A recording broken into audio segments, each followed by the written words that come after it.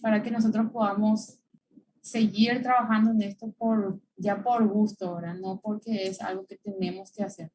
Generalmente ya después lo hacemos porque es algo que queremos hacer. Y para empezar un poquito quería compartir con ustedes una parte de algo muy sagrado y muy importante para mí, que es mi bendición patriarcal. Y también recordarles a las que no tienen que ese es un buen punto, que puedan obtener su bendición patriarcal y que puedan estudiarla, meditar en cuanto a lo que ella les diga y puedan tenerla en cuenta en su vida.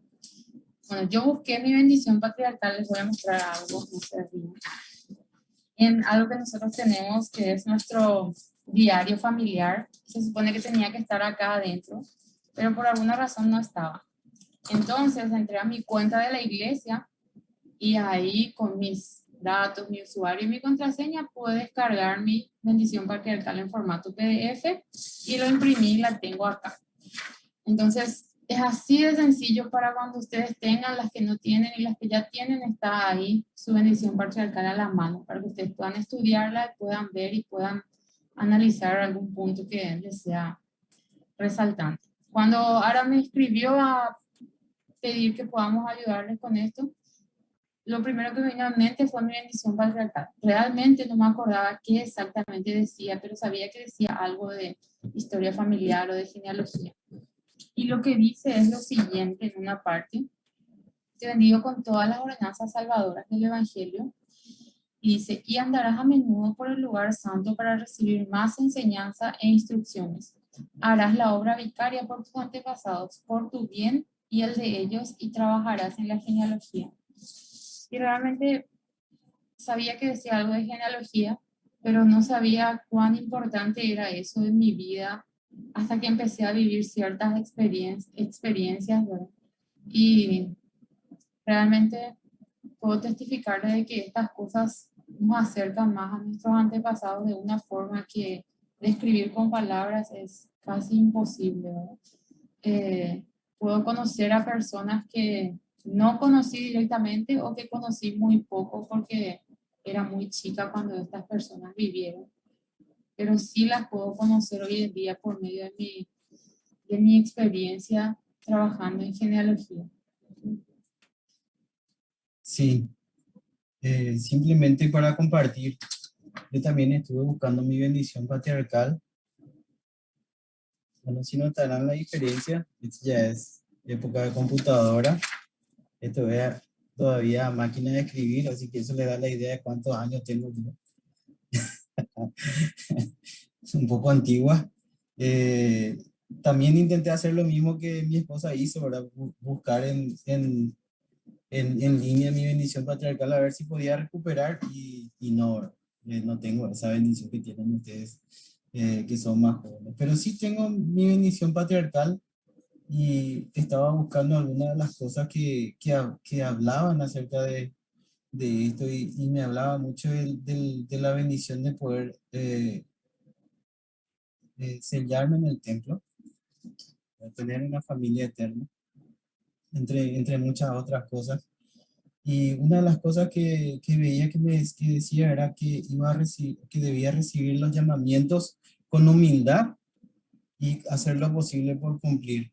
Y eso me hizo pensar en el llamamiento que tengo hoy en día, que es de consultor de historia familiar.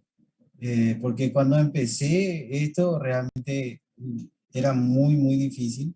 Había hecho yo mi historia familiar, pero tantos cambios que hubo en Family Search y todo lo demás, no fue fácil al principio, así que tuve que empezar de cero, leer los manuales y todo lo demás, pero cuán agradecido me siento por este llamamiento, lo he disfrutado muchísimo, y eso que yo ya tengo años en la iglesia, mire, tengo como 20 años en la iglesia, se imaginarán, pasé desde maestro de primaria hasta, solamente me falta ser presidenta de Sociedad de Socorro, pero eso por ahora no está aprobado todavía. Así que aparte de eso, creo que he pasado por casi todos los llamamientos en los barrios. Y así que este ha sido el llamamiento que más he disfrutado, el llamamiento que más me gustó, en el que más sentí el espíritu y que más cambió realmente mi vida y mi perspectiva como poseedor del sacerdocio y como seguidor de Jesucristo. Les puedo decir eso sin ninguna duda. Y bueno, queremos compartir algunas de esas experiencias que hicieron, tanto para mí como para mi esposa, tener tanto amor hacia la obra de genealogía. Exactamente. Bueno, primeramente voy a remontarme un poco más atrás en el tiempo, cuando la que hacía historia familiar era mi abuela, no hace mucho, pero sí. Y en esa época no teníamos tanta tecnología disponible como tenemos ahora. Teníamos que ir al cementerio a buscar los nombres de nuestros antepasados. Y recuerdo que fuimos mis tres hermanas, mi mamá y mi abuela, y yo, ¿verdad? Nos fuimos y mi abuela dijo, recuerdo que la tumba de tía fulana era de color, bueno, no recuerdo exactamente cuál era el color y cuál fue el que finalmente encontramos, pero creo que dijo era negro, su azulejo era negro. Y está en tal parte, ahí van a encontrar. Y fuimos con mis hermanas y mi mamá, caminamos y la primera tumba que revisamos era una tumba blanca. O sea, que era un color totalmente en contraste a lo que nos dijo mi abuela. Y esa era la tumba. No revisamos otra más. Había miles, cientos, millones de tumbas en el cementerio del Este en Asunción. Pero nosotras fuimos y buscamos en el color totalmente opuesto y esa era la tumba de esta tía, a la que mi abuela estuvo soñando por mucho tiempo y por la que sintió que debía hacer la obra. Entonces, esas no son casualidades, esos son los milagros que nosotros podemos ver cuando empezamos con esta obra.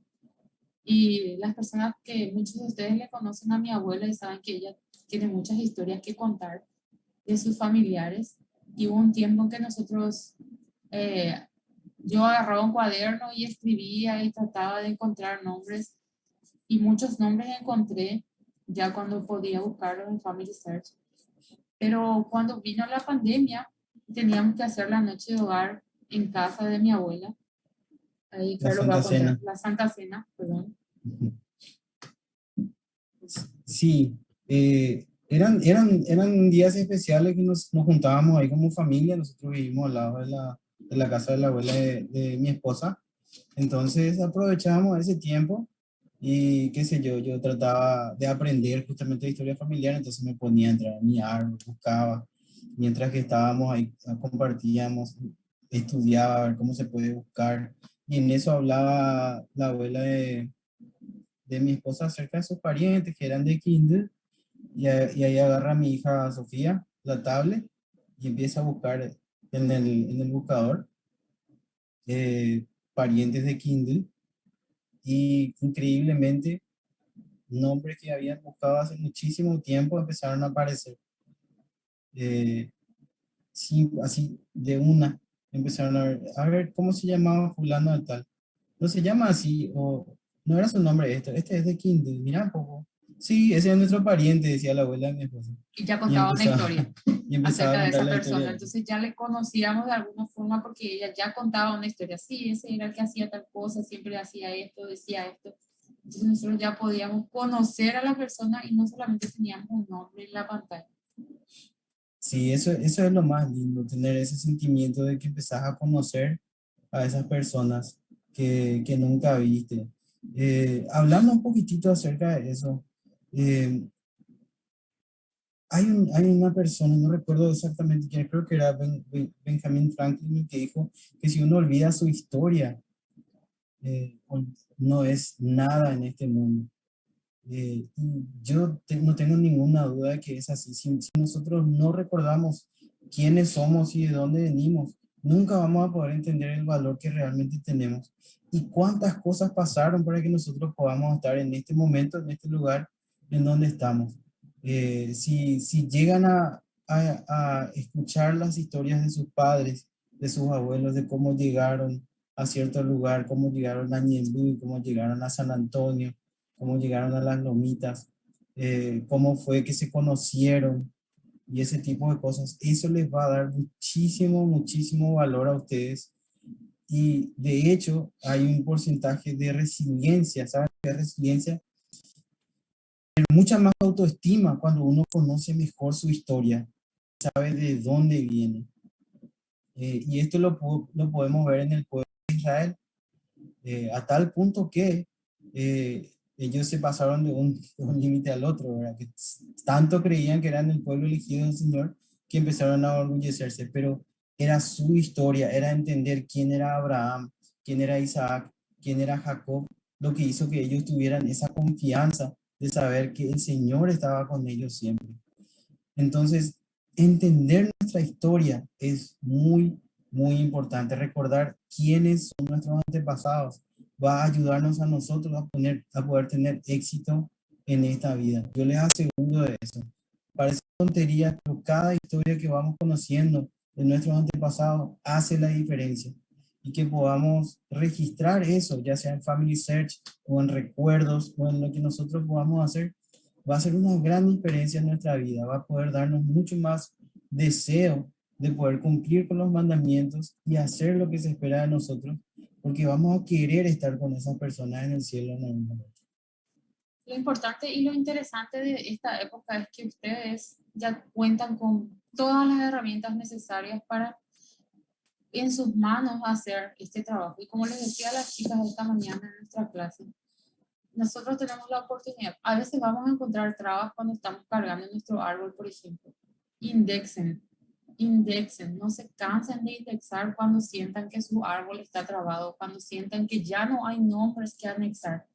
Si yo pudiera compartir con ustedes mi árbol ahora, verían que está lleno, pero hay muchas personas que faltan ahí. Hay personas que no estaban sus nombres, no encontraban sus registros por ningún lado. Entonces yo dije, bueno, me voy a poner a indexar. Y me puse la meta de llegar a ser revisadora para poder revisar en vez de solamente indexar. Yo estaba segura de que me faltaban poquitos para llegar a 1000, pero como yo empecé a indexar mucho antes de que el sistema sea nuevo, había sido mis registros, los 2500 que tenía o los 1000 que estaba por llegar, mucho más de la mitad era del sistema anterior, entonces me faltaba mucho para llegar a ser revisadora y así, ¿verdad? Pero por supuesto que yo no iba a parar, pero yo cuando digo voy a hacer algo, lo hago, ¿verdad? Y me puse a indexar como loca y llegué a ser revisadora. Revisando, encontré un registro de matrimonio de mi bisabuelo y ellos habían registrado cuando se casaron, por eso ya tenían unos cuantitos hijos de los no sé cuántos que tuvieron, habían registrado 7 hijos que eran anteriores a mi abuelo. Entonces yo cuando encontré ese registro de matrimonio, revisando ya, pude ver ahí, conocer 7 tíos míos que no estaban en mi árbol y tener una fecha de matrimonio de mis bisabuelos y poder anexar eso a mi árbol. Pero si yo no me hubiese puesto la meta de indexar, indexar, indexar, indexar para llegar hasta revisar, yo no iba a poder revisar ese registro. Entonces, muchas veces la respuesta no es solamente buscar nombres, muchas veces la respuesta es indexar. Y no solamente nos ayudamos nosotros, ayudamos a otras personas porque estamos indexando datos de otras personas para que otras personas encuentren nombres. Porque básicamente la historia familiar es servicio, servir a otras personas. Cuando vamos al templo estamos prestando un servicio, estamos prestando nuestros cuerpos para otras personas. Entonces, debemos poner todo el amor y todo el empeño en hacer estas cosas. Y yo les testifico, inclusive les puedo poner las manos en el fuego de que esta obra produce milagros que ustedes no van a poder explicar ni con palabras ni con ningún tipo de ciencia. Y que el Espíritu va a testificar a sus corazones de una forma que no se pueden ni imaginar. Y obtener y tener estas experiencias espirituales es lo que va a hacer fortalecer su testimonio, y no importa cuán difícil sean las pruebas que vengan después, su testimonio va a ser fuerte porque el Espíritu va a testificar en sus corazones. Y la motivación de poder estar y conocer a esas personas es lo que les va a hacer salir adelante en el futuro. Así es. La historia familiar nos empuja a poder centrarnos en el templo. ¿Por qué les digo esto? Les voy a compartir algunas experiencias que yo tuve en el templo. Yo trabajo en el templo, estoy ahí todo el día, todos los días prácticamente estoy en el templo. Tengo la oportunidad de ver muchas cosas ahí. Bueno, quizás la parte del templo que ustedes no conocen, nosotros estamos ahí metidos en eso. Pero a veces, desde ese plano, uno puede ver un montón de milagros, un montón de cosas que quizás pasan desapercibidas. Entre una de esas cosas que recuerdo, en un día que fue muy difícil para mí, muy complicado, muy largo, muchas cosas que hacer, y empecé a perder un poco la perspectiva. Estaba saliendo del templo y vi a una joven de nuestra estaca, así por los barrotes, como se dice, como queriendo entrar en el templo, y en ese tiempo el templo estaba todavía cerrado, y con su celular sacándose fotos entre la reja, y eso me hizo pensar a mí, wow, yo tengo este privilegio de estar todo el día en el templo, pero hay esta gente que tiene el deseo de entrar y no puede en este momento porque el templo en ese momento estaba cerrado por la pandemia. Y eso me hizo pensar mucho. Bueno, ¿cuántos de nosotros quizás tenemos el privilegio de tener una recomendación un día? ¿Y cuántas veces vamos al templo para poder hacer la obra ahí? ¿Por qué no guías a la historia familiar? Les cuento esta otra experiencia. Creo que algunos de ustedes ya habrán escuchado, porque lo he compartido en un par de unidades en los que fui. En el tiempo en que se estaba trabajando para que el templo abra, solía haber una familia, un hombre con sus tres hijos, que solían llegar al templo. Cuando estaba cerrado, ellos se paraban frente a la reja del templo a mirar. Y me llamaba siempre la atención, pero nunca pregunté ni nada de eso. Simplemente le decía al guardia, acordate que no se puede entrar porque está cerrado, se está haciendo reparaciones y todo lo demás. Después volví a ver a esa misma familia venir en otras ocasiones y preguntar si podían entrar. Y teníamos que volver a explicar, está cerrado, no se puede. Entonces le decía, bueno, déjales pasar hasta la reja y hasta ahí pueden entrar. Entonces yo veía a ellos sentarse, eran una chica, un muchacho y su papá. Se sentaban los tres, ahí justo donde se entra al portón del templo, y simplemente miraban hacia el templo. Todo el tiempo estaban así, simplemente miraban hacia el templo. Después, una vez más, volvieron a, volvieron a pasar por ahí, por el templo, y no me aguanté, ¿verdad? Quise saber quiénes eran. Y les pregunté si eran miembros, y también le dije al guardia, ¿les viste antes vos? ¿Sabes algo de ellos? Y simplemente me dijo, no, simplemente sé que vienen. Pero ahí me enteré que su mamá era miembro de la iglesia y que había muerto de cáncer hacía unos años. Y que ella decía que el templo era el lugar favorito de ella en el mundo.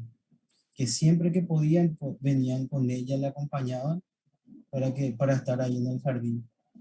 Así que eso era todo lo que ellos hacían, sentarse frente al templo y para poder recordar a su mamá, el mejor lugar, el lugar favorito de su mamá, que ya no estaba con ella.